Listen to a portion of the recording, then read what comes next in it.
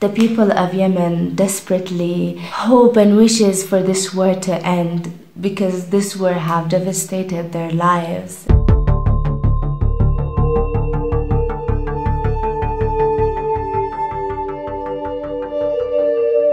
My name is Abbas. I am from Yemen. I'm 26 years old. I live in Yemen and I work in Care International as a communication assistant. When we hear the word Yemen, the first thing that comes to mind is that Yemen is the largest humanitarian crisis in the world, and it has been a forgotten crisis. Over 21 million people are in need of humanitarian assistance, and according to OCHA, in 2018, an estimated number of 22.2 million people will need humanitarian assistance, so the number is rising up. The war have destroyed the country and devastated the lives of people. It started in 2015, and since then, every day the situation is getting worse and worse. It is actually very frustrating for us as individuals and as human beings to be living and not being able to think of how to improve ourselves or how to improve our lives. The only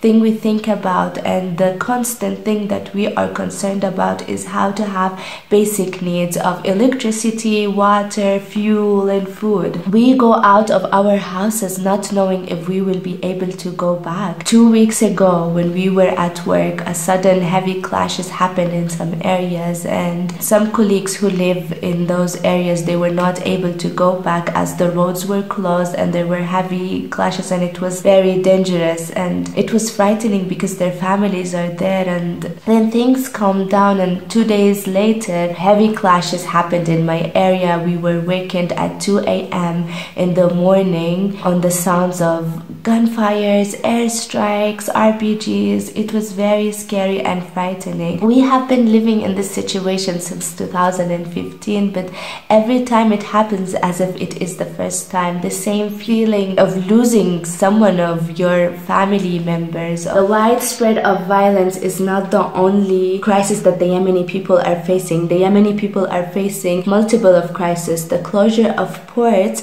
have caused a severe damage in the already dire economical situation of the country. The prices have raised insanely. The car fuel used to cost 5,000 and now it costs 8,000. The public transportation have been really difficult because it raised from 50 riyals to 100 riyals. Students are not able to afford, so they walk half the distance and they pay for the other half. So you can see in the streets queues for cooking gas, and it has raised insanely, and people cannot afford that money. Some people in the capital here in Sana'a are using wood to cook because they cannot afford the cooking gas. In one of the field visits that we went to in Amran, in one of the villages called Suwair, the woman was telling us how since September 2016, because her husband worked in a public sector and he haven't received his salary because all public sectors haven't been receiving their salaries since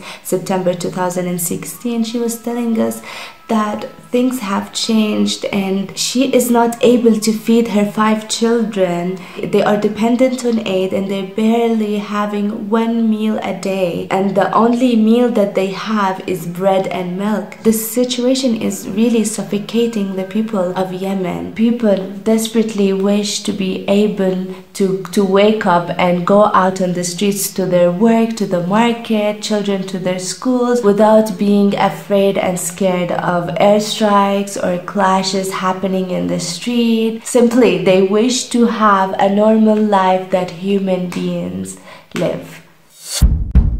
Switch.